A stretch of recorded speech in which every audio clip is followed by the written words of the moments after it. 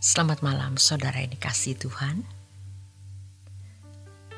Malam hari ini renungan malam mengantar Anda ke peraduan malam dengan tema memaknai momentum bersama Pendeta Dr. Erastus Sabdono bersama saya Yohana Ibrahim.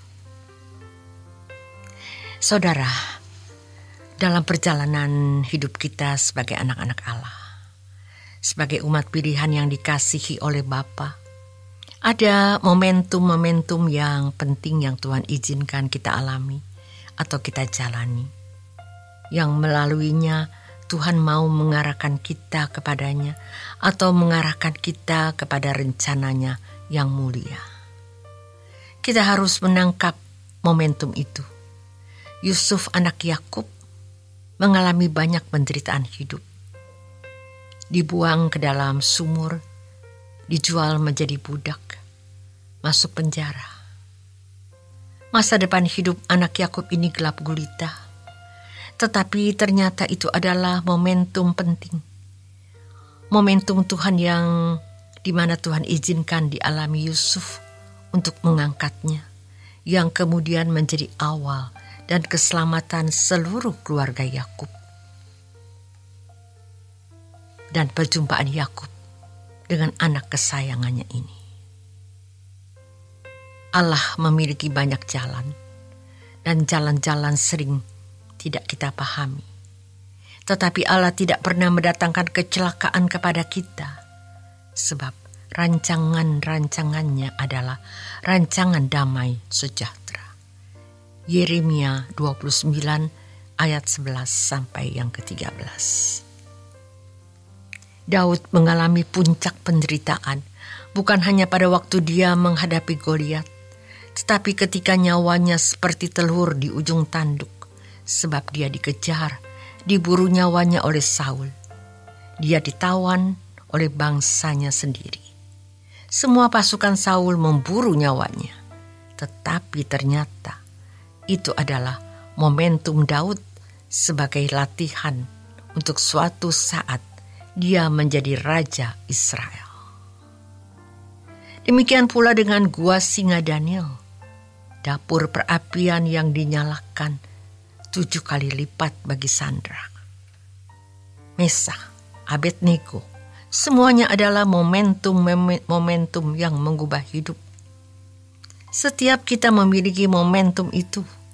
Kalau kita bisa membaca jejak Tuhan di dalam hidup kita, momentum yang Tuhan izinkan kita alami, yang mengarahkan kita kepada Tuhan,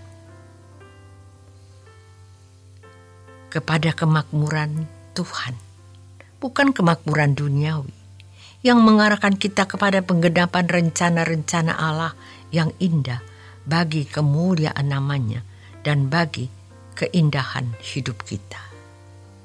Mari kita renungkan peristiwa-peristiwa hidup yang pernah kita alami, yang sebenarnya itu merupakan panggilan Tuhan untuk mengarahkan kita kepada rencana agungnya.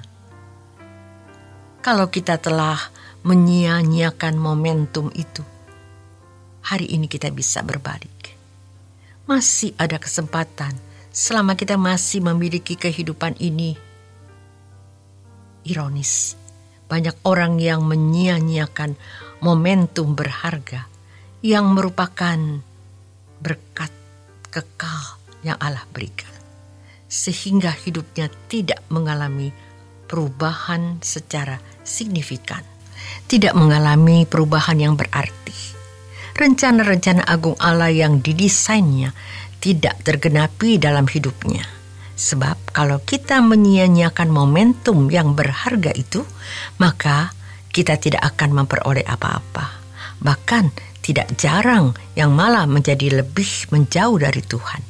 Dan ingat, momentum itu tidak terulang lagi. Itu mahal, itu kasih karunia.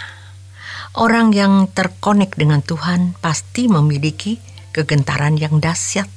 Ia pasti tidak bisa hidup dalam dosa. Kesucian Allah akan mengejar dan menghanguskan dirinya. Masalahnya kalau jujur, tidak banyak orang yang benar-benar konek dengan Tuhan. Karena hal ini dianggap tidak terlalu penting, bahkan dianggap mistik oleh teolog-teolog yang rasional. Ironi, banyak kepercayaan dan agama suku yang memiliki keyakinan yang berumur ribuan tahun tetapi eksis hari ini. Mereka bisa memaknai apa yang terjadi sebagai tindakan Allah mereka, dewa mereka. Maka mereka masih tetap setia dalam liturgi agama mereka. Tapi orang yang mengakui percaya Tuhan Yesus malah tidak setia dan tidak memaknai tindakan Allah. Tuhan Yesus berkata bahwa Ia akan menyertai kita sampai kesudahan zaman. Masalahnya apakah kita percaya dan mengalami janjinya? Atau kita hanya memaknai peristiwa-peristiwa tertentu sebagai tindakan Allah? Dan cara kita memaknai seluruh peristiwa hidup dan mempercayai diri menuruti kehendak Allah. Hal tersebutlah yang akan membuktikan Allah kita adalah benar. Jangan lupa, agama lain pun punya kesaksian-kesaksian seperti itu. Dan mereka bisa memelihara agamanya selama ribuan tahun. Bahkan ada yang berani membela agamanya dengan darah dan nyawa. Rela tidak menikah, rela memberikan harta dan nyawanya, dan mereka bisa memaknai hidup bahwa Allah mereka benar. Mereka bisa membuktikan Allahnya benar dengan versi dan cara mereka. Sekarang bagaimana kita bisa mengalami Tuhan dan membuktikan Tuhan itu benar-benar hidup? Perjumpaan dengan Allah harus terjadi dalam hidup setiap hari, setiap saat, melalui setiap kejadian dan peristiwa. Dan benar-benar setiap kita harus memiliki kesaksian di dalam batin, Allahku hidup, sampai kita memiliki kegentaran akan Tuhan. Tidak bisa tidak, dia akan hidup benar, hidup suci. Kalaupun dia salah, dia akan balik bertobat. Di matanya, Tuhan menjadi tidak menarik. Dia akan rela mengorbankan apapun demi pekerjaan Tuhan. Dia yakin ada kerajaan surga yang indah.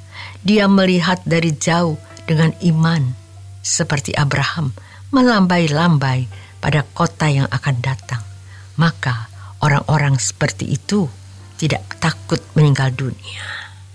Dengan demikian, jangan pernah berhenti untuk mencari Allah, sebab seringkali tanpa kita sadari, iblis mencuri hati kita sehingga kita tertarik dengan keindahan dunia.